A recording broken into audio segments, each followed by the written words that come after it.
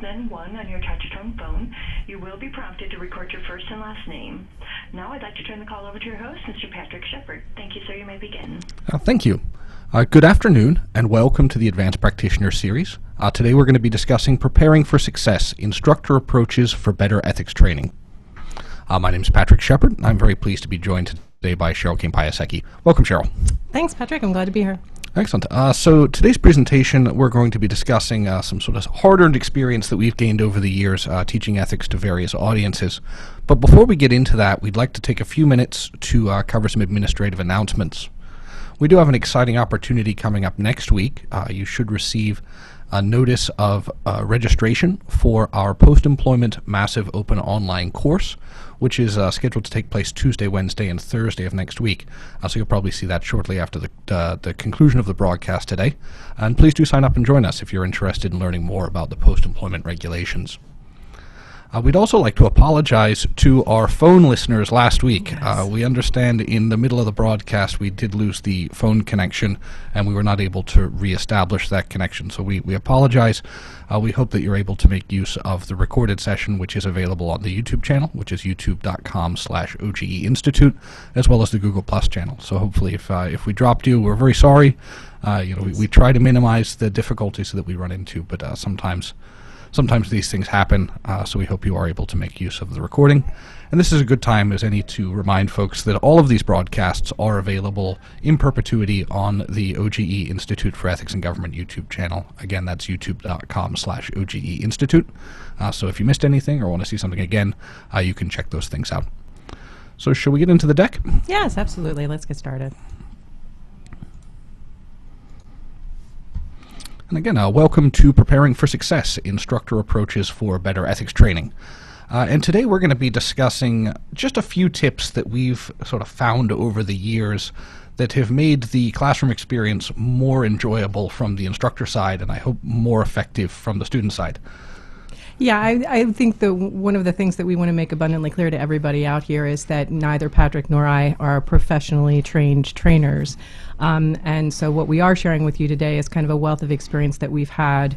And much of it's based also on positive feedback and negative feedback that we've gotten from our own participants about what techniques and what sorts of methodologies work and are most effective in the classroom. So yeah, and I think when I was preparing for today's session, one of the things that came to mind was I was trying to think of things I wish someone had told me 10 years ago when I started doing this. So sort of the hardest learned lessons and the things that have made the biggest difference in my comfort and ability to interact and work with students. And I think the one word you just used there is really sort of paramount, and I think it's one of the objectives of our session today is to help you find ways to feel more comfortable in the classroom, because you are going to be far more effective in whatever it is that you're delivering, and however it is that you're delivering it, if you feel comfortable in the guise that you've assumed and in the way in which you're conducting the session. Yeah, and we recognize that ethics officials in the field, you wear a lot of hats and perform a lot of tasks. And usually you're hired and employed because of your expertise in the ethics laws and regulation and the ethics field in general.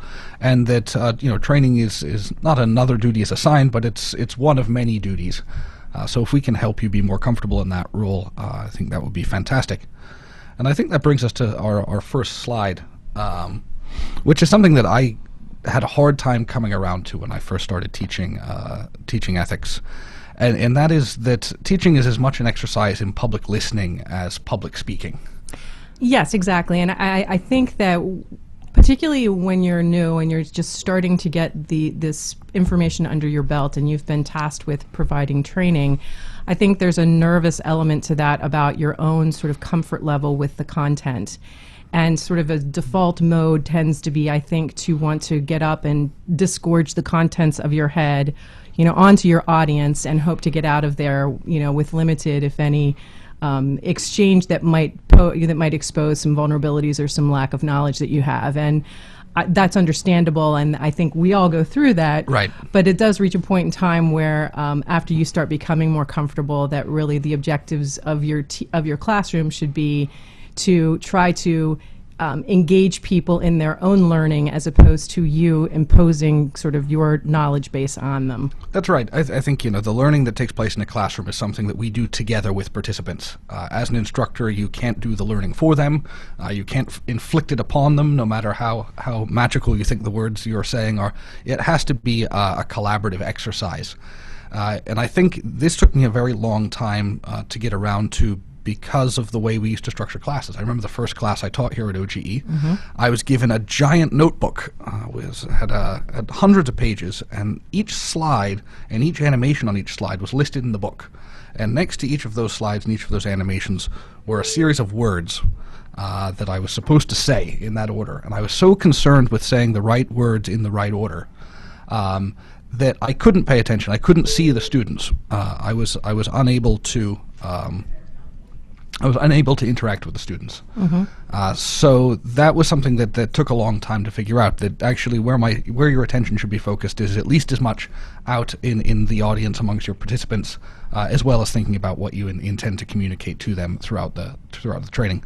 So what we'd like to do today is give you some tools to help you focus on the participant experience, to help you reach the participants and find out if they're learning, find out if they understand, find out what they already know. So that's going to be one of our major objectives today. So we want to talk a little bit about objectives for instructors. Usually when we are assigned to deliver a class, the class has some objectives. We say we want to cover X, Y, and Z topics. We'd like students to be able to do X, Y, and Z skill at the end of the class. But I'd encourage you to think about objectives for yourself as an instructor.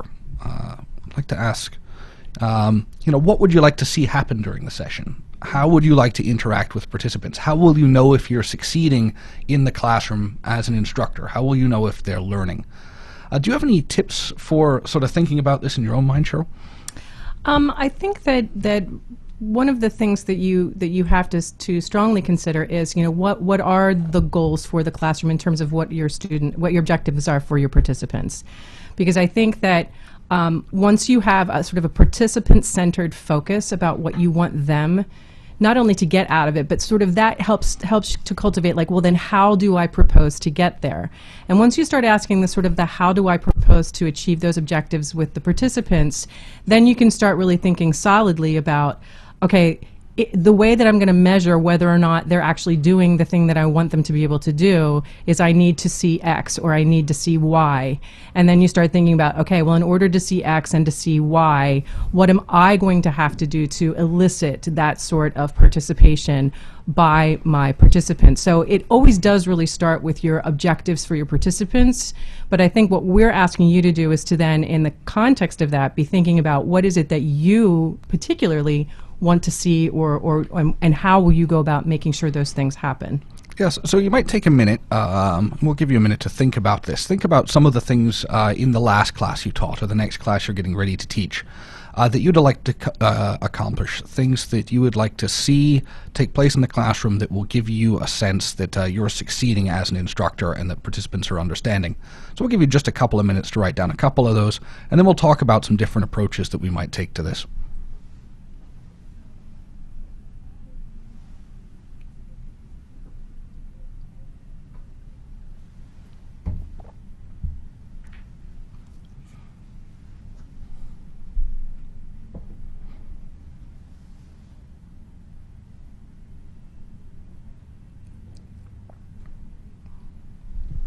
All right, should we take a look at some of the different approaches that we might take? I'd like you to think about the verbs that you use in your instructor objectives. Some verbs that you could use in your instructor objectives are participant-centered or participant-focused, and some are instructor-focused. And it's okay to have a mix of these. We're not suggesting that you should focus all of your efforts on one. It's okay to have objectives for yourself as an instructor that are focused on you as an instructor. But we want to think about which you're doing so that you can better prepare yourself. So here on the participant-centered verbs, we have collaborative verbs, things like help, show, learn, confirm, listen, evaluate, and correct. And we can contrast these with instructor-focused verbs like cover, or get through, or say, or tell, or deliver. So we could take a simple course objective. We say, I want to cover the GIFs regulations. That would be an instructor-centered way of articulating the objective for the course. You'd say, as an instructor, I would like to cover the GIFs regulations. If we turn that into a participant-focused objective, we could say, I want to learn what my students know about the GIFT rules already. I would like to help show them how they can apply them in real life. I'd like to listen to their experiences that they found with GIFs and evaluate whether or not their experiences, they've been able to effectively deal with those experiences, or they effectively understand the rules and how they apply. So when you start to use the participant-centered verbs, it becomes collaborative, and it begins to suggest activities that you can engage in as an instructor with your participants. So learning is something that we can do as instructors. We can begin a presentation by sussing out or trying to determine what folks already know. I think that's an important place to get to, is, how do we get to the starting point? Is that something that you found useful, Cheryl? I mean, absolutely, and I think that we don't do enough of canvassing our participants in our training to find out what information and knowledge they already are in possession of, or conversely, to find out what they kind of have misimpressions about, because the content is the content. The GIFs rules are the GIFs rules, and we have that, and we're in possession of that. But that's not how people experience this body of regulation. They experience it in their daily lives and in their workaday lives. And so I think that even if your objective is to quote unquote cover as much material in the hour that you have as possible, I think you can still achieve that objective. But once you start making it a participant-centered kind of approach, then you're going to make sure that what you're covering is meaningful for the people that are in your classroom, and then frankly you're not insulting them by telling them things they already know, or not taking into account like misgivings or misunderstandings that they may actually possess. Yeah, and I think something we always strive for is to make training as relevant and contextual as we possibly can. Right. So we want to use experiences and explanations that are relevant to the work life of participants. We want to make sure that they're internalizing and learning about the various ethics concepts in a context that's familiar to them.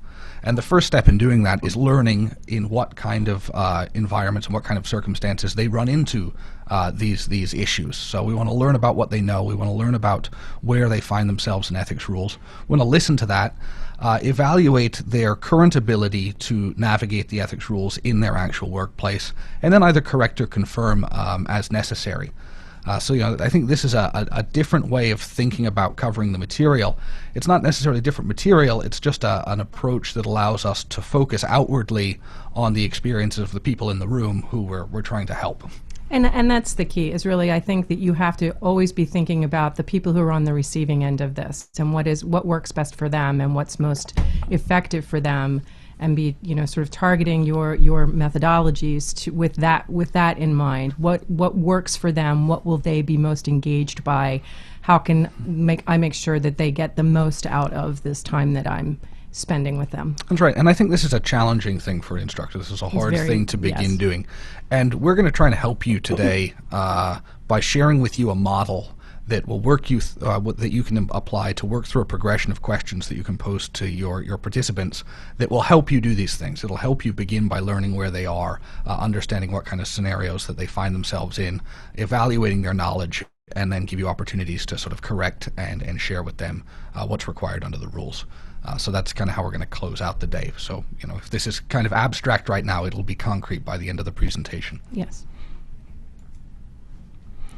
But today we are talking about preparation, so we did want to spend a little bit of time talking about what you do before you get to class. Mm-hmm. So we just talked about what your objectives might be as an instructor for the class, but something else that we all do as instructors is make notes. We prepare ourselves for the class.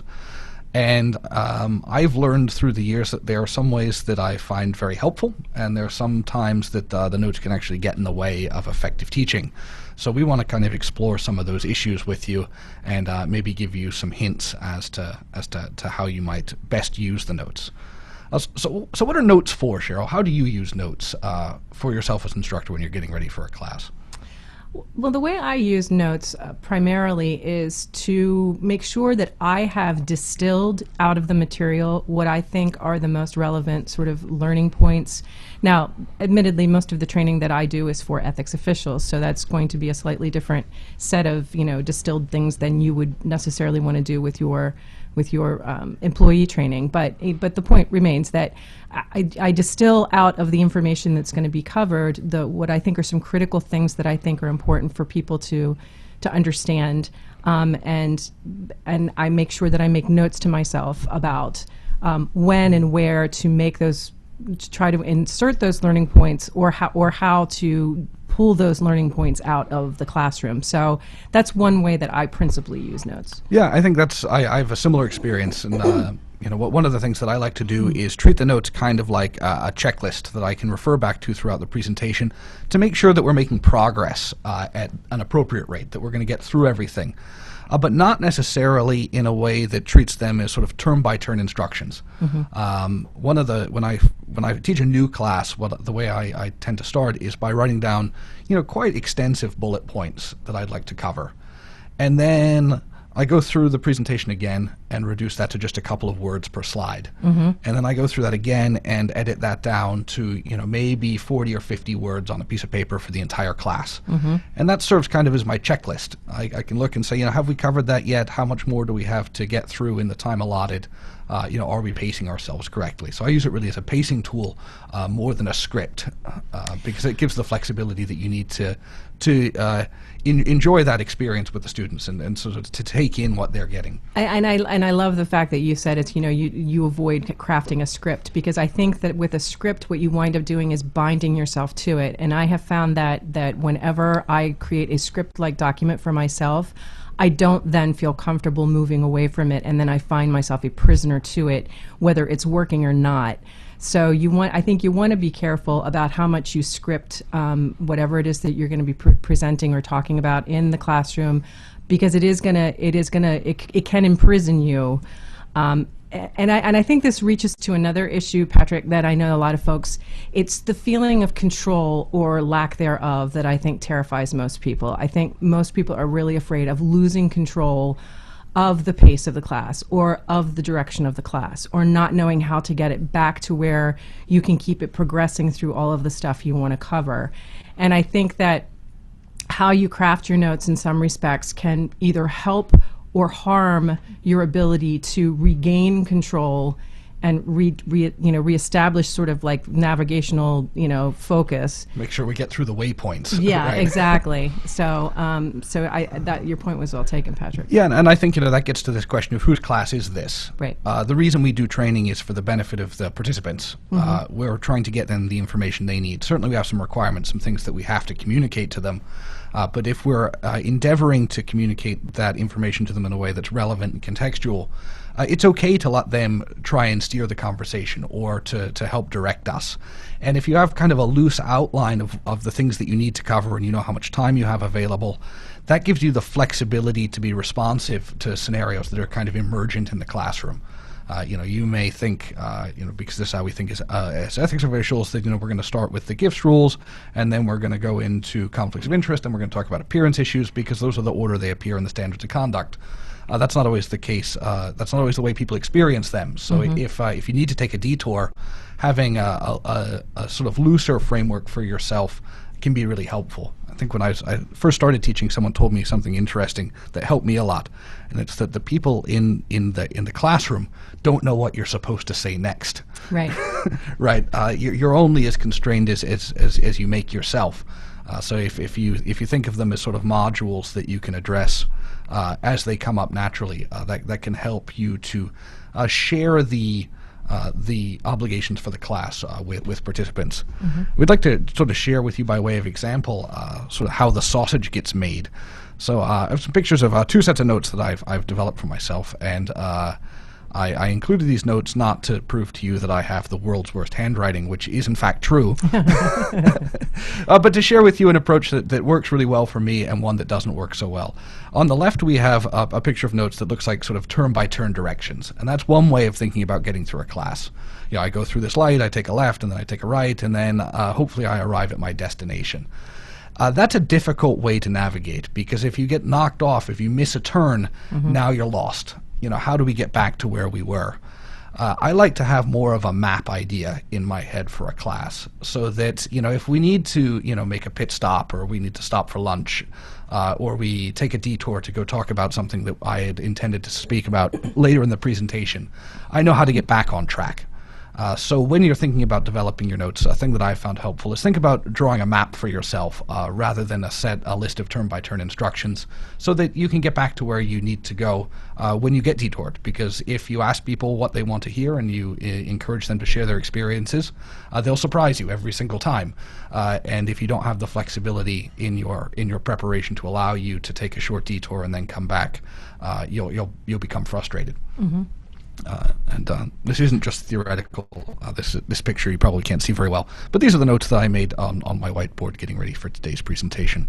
They were equally sort of schematic rather than scripted. We also want to talk about how you occupy the classroom and what that does for your interaction with participants. And I think this is something that does come naturally if you teach a lot. But if you begin thinking about it, you can progress and use this as an asset much more rapidly. So here we have two pictures of a classroom and someone addressing the classroom.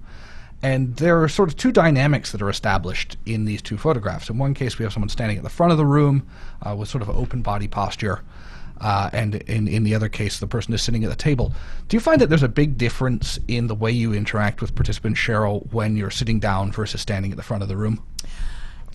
And yes, and absolutely, there's a categorical difference between the two postures in the classroom, and it goes both ways. I feel myself speaking in a way that is quite different, in a much more kind of pronouncing kind of delivery when I'm standing, and that's whether I'm standing behind a podium or whether I'm just standing in the classroom, as opposed to actually sitting among and with the participants. My own tone and my own style becomes much more conversational when I'm actually sitting with participants. And I can tell you that I always experience a different response from participants when I sit down with them to converse over, to discuss a set of questions. Let's say we go through the exercises that for purposes of debriefing exercises, I actually sit down. Or even when I want people to answer some open-ended questions that I might have. When you're standing in the front of the room, particularly if you're standing behind a podium, you give every indication of being kind of the sage on the stage. You give every indication that you are there to sort of pronounce upon something as opposed to engage in any kind of a discourse or conversation. And I have found on any number of occasions that what will help is if you come out from behind the podium, for sure, and also if you just sort of stand next to the person that you want to get the answer from, or you approach them in different ways to try to encourage them and make it clear that you want to hear what they have to say. Yeah, and I don't think we're suggesting here that there's only one way Right. to use these tools. And in fact, I frequently employ a mixture throughout a course. If I have a few hours or just an hour, there are certain parts of the course where I prefer to be standing. If I just need to get through some content and give people some instruction, Right. Sort of deliver some pieces of content and sort of get through it without interruption, standing is a good way to do that.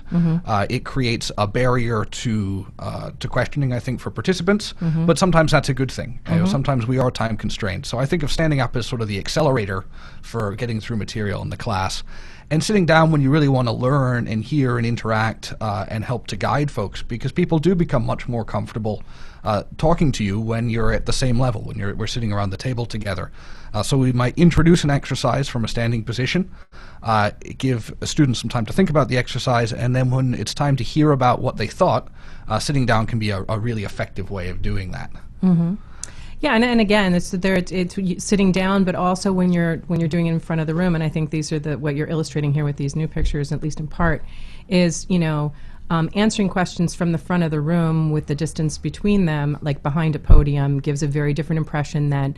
And let's say that you're in an auditorium and you're having to do your training in an auditorium, and you've got 200 people in the auditorium.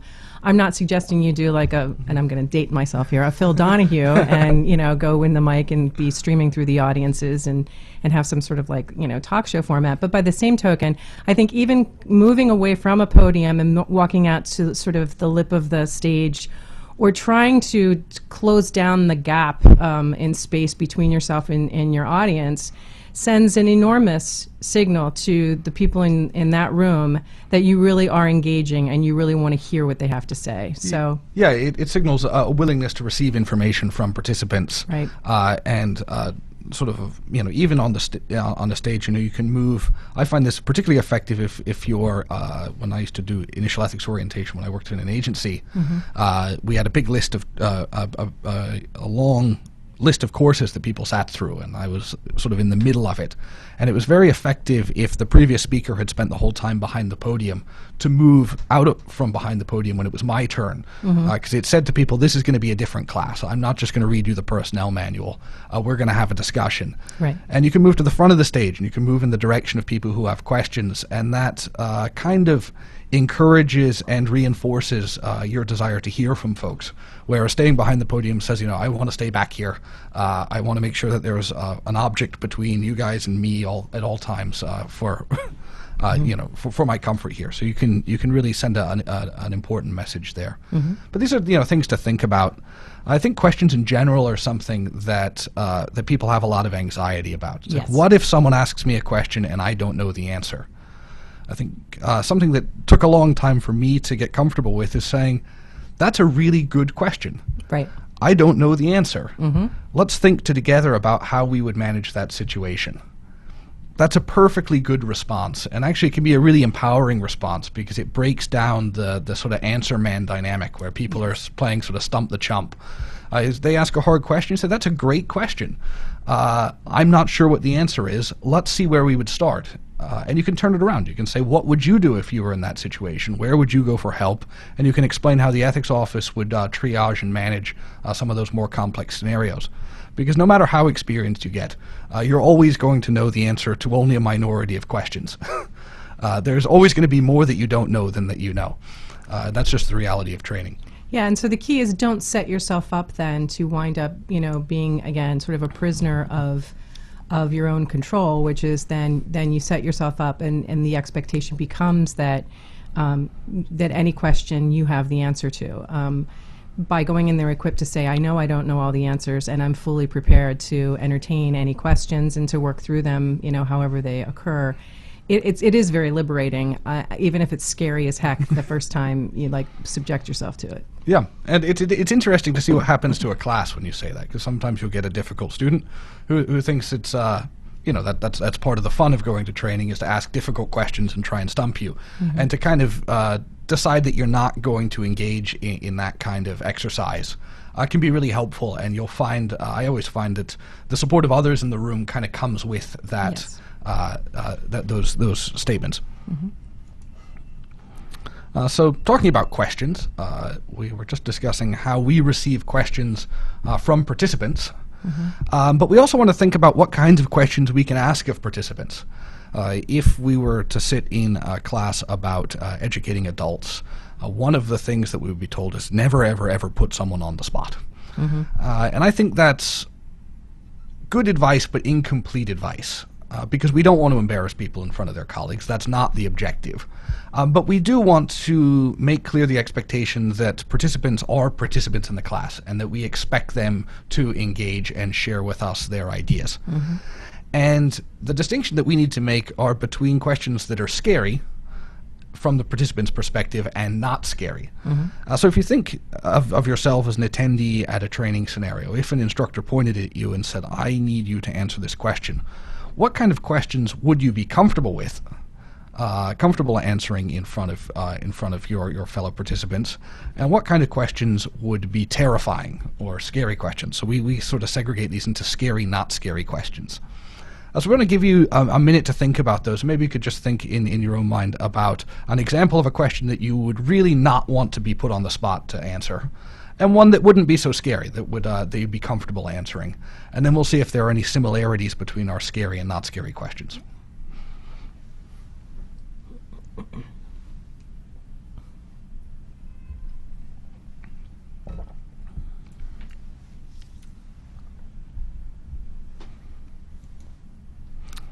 All right, let's take a look here. So these are some questions that I think are scary. If you pointed to me and said, such and such thing happened, is that allowed under the rules? It's a yes/no question. So I'm either going to be 100% right or 100% wrong. And if I don't know the answer, I'm going to be 100% wrong, and I'm going to be embarrassed, and I'm not going to be happy about that. So yes/no questions are usually scary. It looks like we have a question. Okay, the question is, if you don't know the answer of a question, you can also say, hey, that one I don't know. Can I send you a more concrete answer later? Yeah, that's a great suggestion. If you don't know the answer, and it's a live question, because this comes up in training all the time. Someone's asking you a real question. They have a real dilemma in their career or in their workplace. Yeah, we can say, that's a good question. We're going to have to look into that. Because I find that we often do have to look into these things. It's a rare day that we can just rattle off an answer. So thanks, Arthur. So some of the questions that are scary are yes/no questions, or asking someone for a specific threshold or a specific answer. So if you said, what subpart of the standards do we find the gifts between employees rules? That's a question that you can get wrong and would be anxiety producing for your participants. What is the right answer? Can you do that, yes or no? So these kind of bright line yes or no questions are intimidating, and we shouldn't, at least early on in a class, pose them directly to students and sort of not give them an out. I think the other problem with questions like that is you have to ask yourself, what are you trying to assess? I mean, what are you trying to test people on? Their ability to memorize the rules chapter and verse, or so when you start asking people these sort of like yes/no questions, it's right or it's wrong, I think you really need to be asking yourself, what is the point, and what is it that you are trying to measure with respect to the participants in your class? No, I think that's exactly right. And some of our not scary questions help us to do that. By being a little more open-ended, we can learn a lot more about where our participants are. So in this case, what would you do first? So we could pose a scenario to our students and say, what's the first thing that you would do? And you'll be surprised by the answers. Some people say, I'd stop, I'd maybe go ahead with whatever the proposed activity is, I'd maybe talk to someone after the fact, I'd talk to my supervisor, I'd talk to my friend across the hall.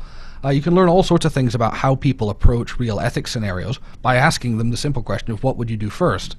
And there's not a right answer, and we're not asking them to tell you how to get to a resolution. We're just trying to find out how they might act when put in a scenario. Yeah, and like with the second question that is like, does that seem okay? I mean, Patrick and I are both really big advocates of really trying to take people's pulse about their sort of intuitive sensibilities, because I mean, the ethics rules are about behavior, and they are about how people respond and how people are aware enough to recognize that there is an issue in a given situation. And so more open-ended questions about, like, how do you feel about this scenario? What is your sort of instinct about it? Does what is being proposed seem to be something that you should be concerned about, or is it okay? Really gives people license to sort of explain their experience of what you're describing from their own point of view. Yes, and I think these are questions that I'm pretty comfortable saying to someone, in the class who looks like they're engaged, and asking them, Bill in the front row, would you mind sharing with us your thoughts on what you might do first, or your initial read of this seeming, okay or not okay?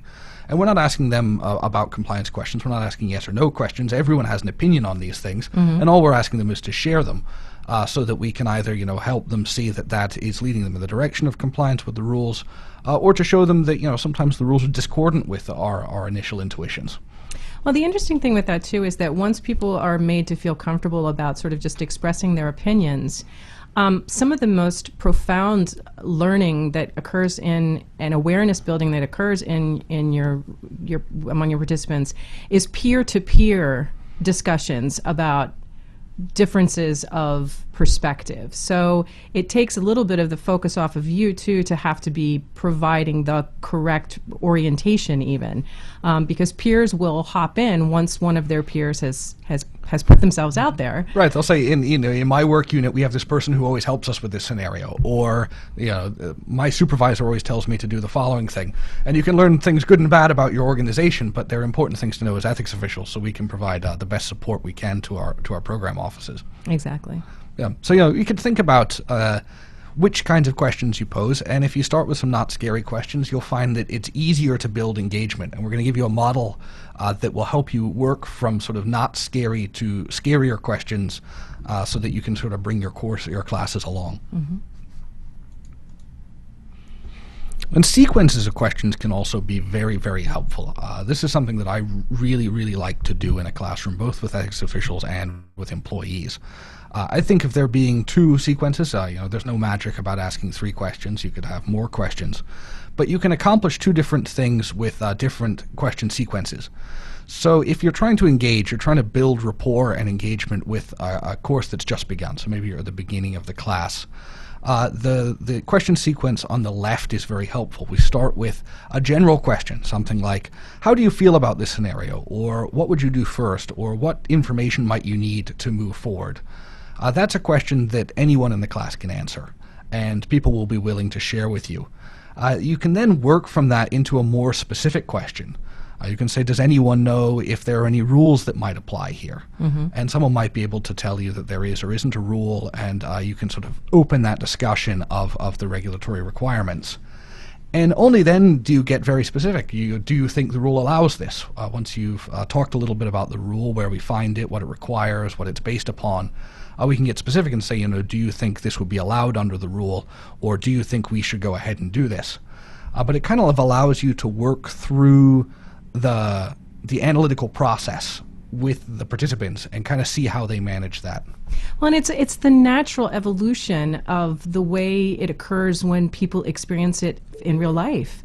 I mean, what they experience is they are faced with a situation and they have to make some sort of instant determinations and be thinking about, okay, what is this situation and how do I handle it, and what am I seeing here, and what do I do first?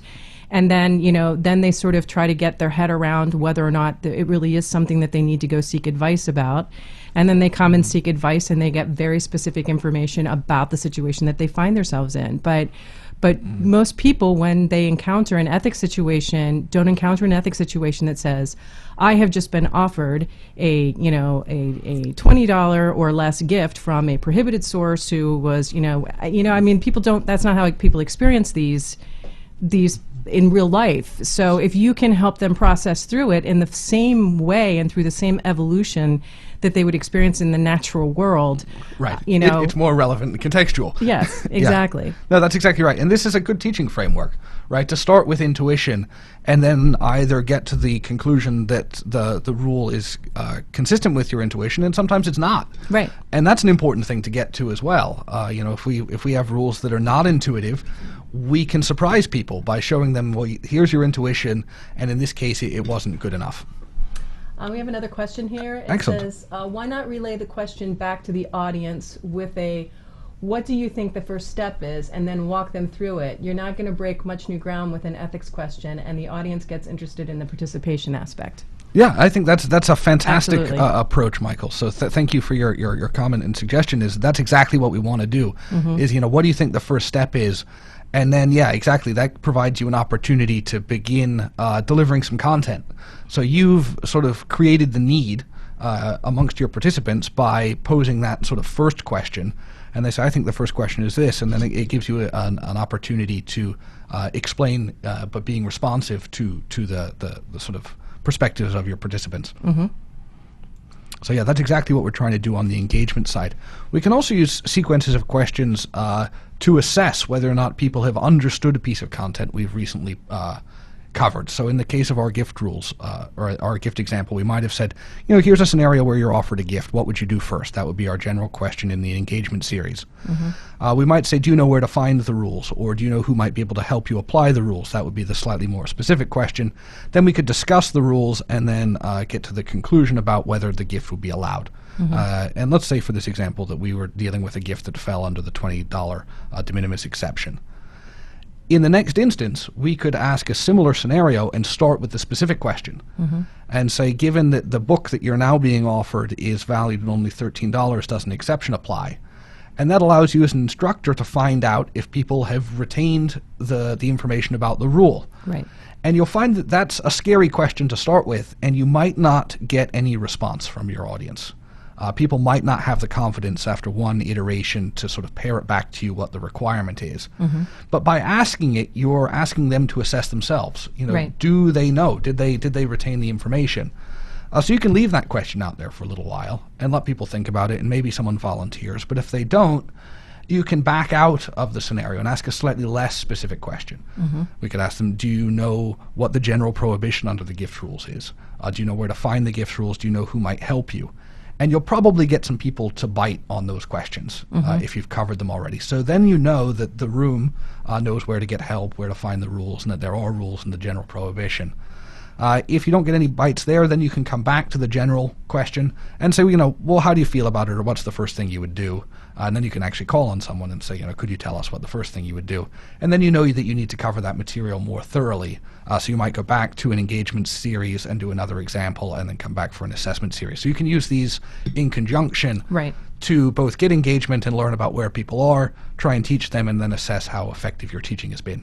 Yeah, and you're doing that all within the context of the training piece itself, without it having to be like a formal pre-test and post-test kind of thing. You can actually, just by the nature of the questions that you engage the audience with, you can do that sort of assessment of comprehension and retention and that sort of thing in the context of those questions. And I find something interesting if I've been sort of working through a class for a while and I get to an assessment sequence of questions where I will ask the very specific question and I won't get an answer, but I will get a question. Right? People will say to me, I know we talked about this, but I'm not sure I understood what you said correctly. Could you repeat this? And that's a question that you probably wouldn't have gotten if you didn't take the time to do an assessment. So you might have inadvertently left someone with a misapprehension, and this gives you an opportunity to correct it.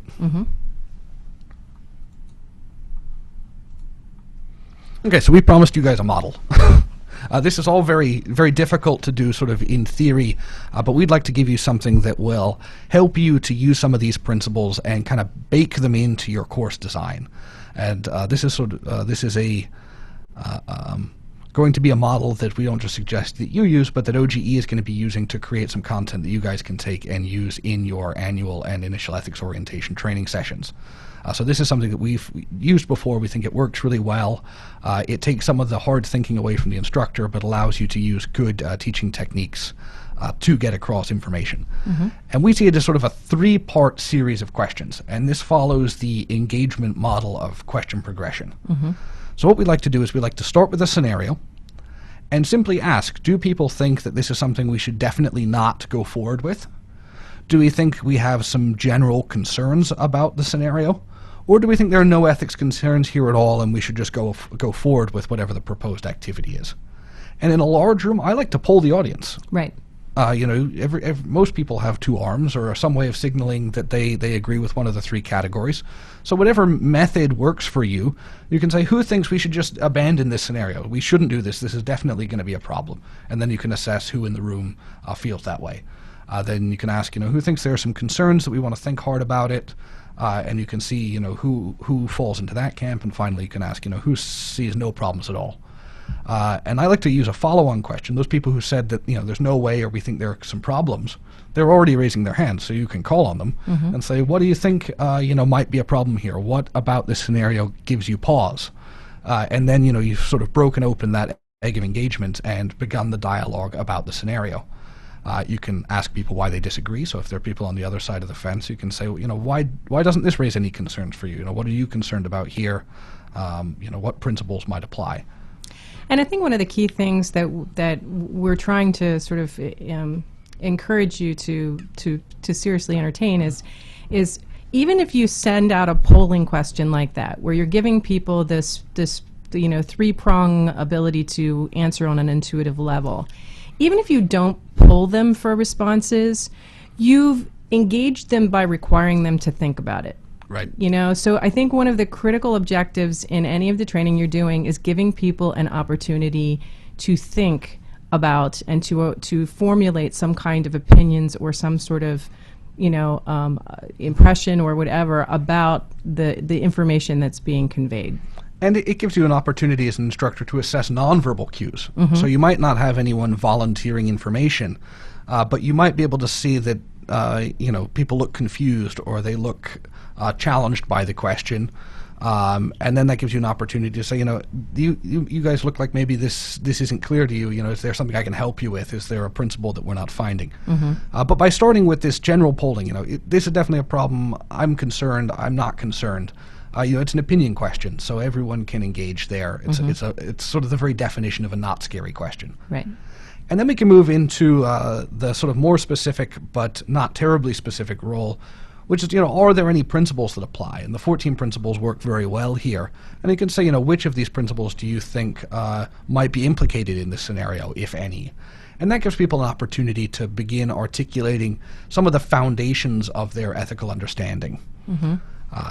Yeah, and it doesn't require them to immediately start launching into rules and regulations, which I think once we start forcing people into the rules and regulations mode, I just think their whole approach to the question becomes less thoughtful, and it becomes more about learning the rule book. So the second stage here, and it's really an attempt to try to reinforce for folks that the rules are just kind of the end game. I mean, the rules don't come out of nowhere, that there are foundational principles that inhere in public service, and that those are the principles that really should be kind of guiding their sensibilities about what is appropriate or inappropriate, professional behavior. Right. And I think, when we skip to the rules, we miss an opportunity as ethics officials and instructors to assess the organization's sensibilities about risk and about public service. So by simply asking, do you know what the threshold is, we don't get to learn about how these things are actually dealt with and experienced in our program offices. So here we can kind of get to that. We can get a general sense of how people feel about a scenario. We can see if they can identify principles that might apply. And then we can talk about the rules. We can ask, are you familiar with any of the rules that might apply? What do you think those rules mean? And then you have an opportunity to actually teach the rule. So you can get specific with the question about the rule. Do you know if any of the rules apply? You can receive whatever information your participants are able to give you. But then you've opened up the door for teaching them about the rule, but they're kind of primed to understand it because you've given them the application at the front end. Right. We tend to do this backwards sometimes. I think we want to tell people the rule and then we give them an opportunity to apply it. But in real life, we experience exactly the opposite. We get the experience first, and then we have to figure out how we get to the rules or if there are any that apply. So we like to do that in the model. So let's take a look at an example. This is one that you and I have taught before. Yes. And I think it's a good one, and this is exactly how this would work. And today we're talking about instructor-led training in a classroom, but you could just as easily use this model for online training. You could use this model for self-paced online training or virtual training like we're doing today. The sequence works equally as well. So in this case, we have a scenario. Your spirit of volunteerism has called you to a nonprofit organization where you will assist low-income residents of D.C. with language interpretation and other representational services before various federal and local government agencies. So this is a really good question, and if you ask this to a large group of people, you'll have people tell you there's no problem at all. What could possibly be wrong with that? You'll have some people maybe more experienced with the ethics rules who say, I think there's a serious problem possibly. You'll get answers all over the place, and it'll give you an opportunity to explore those issues. The more important thing, too, is by asking people kind of generally what their thoughts are about this, you have an understanding for sort of the framework through which, or the lens through which people see these types of situations. So you get a sensibility about if people don't have a good intuitive sense about this, or are completely unfamiliar with, with some of the rules that might be implicated here. You can figure out where they're coming from, so that when you do try to bring them around to understanding what, if any, problems there are, you know how to reach where their misapprehension is, or it makes your ability to address this content to them so much more relevant for them, because you can have a much better sensibility about what their understanding or misunderstanding is about it. And you learn about which facts they think are important. Right. And sometimes they'll surprise you. The first time I facilitated this exercise, the thing that jumped out at a lot of people among the participants that didn't really occur to me as a significant fact from an ethics perspective was it's a nonprofit organization. You'll have tons of people in the audience who say it's a nonprofit organization. How could that pose an ethics problem? Right? And if that's the category, or that's the apprehension of your participants, that you can never have ethics problems with nonprofit organizations, well, that's something that you know you need to address, and not just to get through this scenario, but to get through a lot of other scenarios. So that's an opportunity that you receive by posing the question this way. Right. Yeah, and you uncover something that you would never in a million years have assumed would have been something that would arise out of this particular scenario, because we know we're the ethics officials. We know what the rule is that we want them to reach. But similarly, one of the things that came out of this particular scenario was folks were saying, well, it's language interpretation, and that's not anything that we do here at the agency, so it couldn't possibly be a problem. Right. So that gives you a sensibility about the specific another specific sort of piece of information that they're honing in on, and whether and to what extent that's relevant to the actual, analysis. And also, presumably, you're not being paid. And they say, well, if I'm not getting paid, how can I have an ethics problem? There's no money changing hands here. Right. How could that possibly be an issue? And then you can address all of those, what are actually common sense approaches. Yes, exactly. That can lead you astray under the ethics rules. So you have all those opportunities, and then we sort of move through. And then we can ask, are there any ethics principles that might help us? So if we've provided them with the 14 principles, we can, sort of direct them a little bit to look at that and consider whether any of those principles might apply, and poll them to see, you ask people if they could volunteer a principle, which would allow us to maybe talk about those. We could talk about the possibility of, divided loyalty, or, improperly using your position as a government official for the benefit of someone else. Even if it's not a for-profit exercise. We all know that the representational bars apply irrespective of if you're compensated. So, we can talk about how those influences and how those principles can be brought to bear. Yeah, and by focusing on the principles, being able to talk about, well, did you consider divided loyalty? And that helps to get them focused in on one of the critical pieces here is that these services are going to be provided before the federal government. Right. So that you, by getting them to think about the principles, you help them also then focus in on the facts of the particular scenario that are going to be material to the ultimate answer to the question, which is whether or not it's allowed under law. Right, and that's how we get to the very final question, which is, are there specific laws or regulations that might be implicated? Are there rules that settle this question for us? And this is actually kind of good, because you might get to the principle section and you have some discord within in the class. Yeah. You might have participants who disagree about whether this is or isn't prohibited, or should or shouldn't be prohibited. And then you say, well, actually this question has been settled either by OGE through regulations or through the Congress, via a statute. And you could say, well, here, whether you think it's intuitive or not, are the rules, and we're bound by them. And that learning point can either be the rules cohere with your intuitive understanding, or it can be they're surprising based on your intuition. And in both of those cases, you say, well, you have to be careful about relying on your intuition, because sometimes these things aren't intuitive from your perspective. So, here's how you go about getting help, and that's why we do the training. Right. So in this case, we share with people the law and regulation. So that's a model that we've found to be helpful. It does help because the progression of questions and the invitations to engagement are kind of built in. So as an instructor, if you sort of execute these in this order, you'll have a greater opportunity for success and sort of collaborative learning within your classrooms. And once you've kind of mastered this or used this a few times, you can start to implement different variations on it. But again, we're thinking about creating libraries of these kinds of scenarios that you can sort of pick and choose from, so that you can use them in your initial ethics orientation and annual ethics training.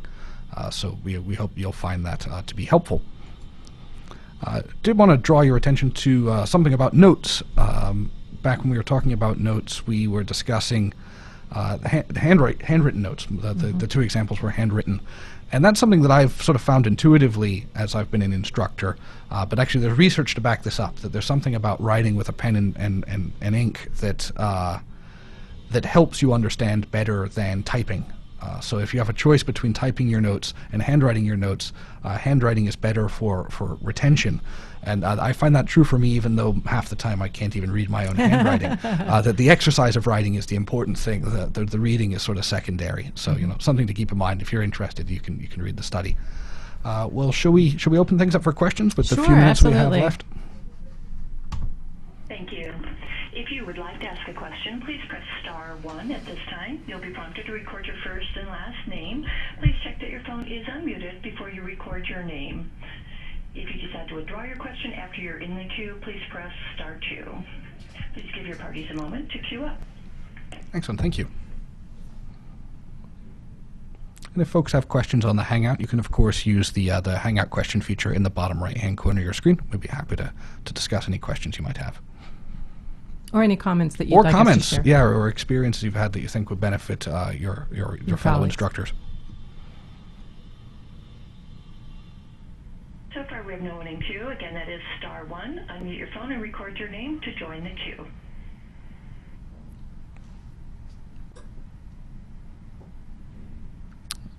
And I'm not showing any not on showing the anything Hangout on the Hangout. either. Okay, and I have none here on the audio side. Okay, excellent. Well, thank you all very much for joining us. We hope maybe we've given you some tips that you can put to work and create a more comfortable teaching experience when it's time to deliver annual ethics training or initial ethics orientation, or just provide a general briefing.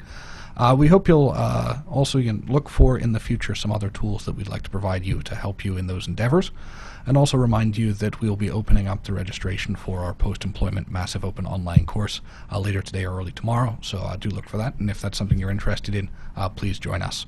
Until next time, we're pleased you could join us, and we look forward to seeing you next week. Thank you for participating in today's conference call. All parties may disconnect at this time.